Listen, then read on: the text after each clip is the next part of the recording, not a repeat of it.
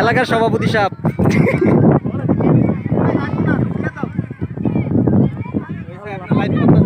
না না আরে কি খেললো কিছু বললাম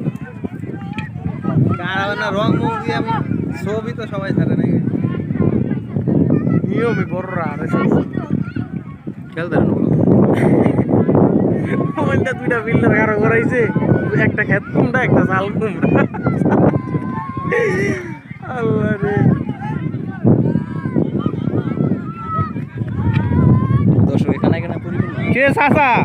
কি অবস্থা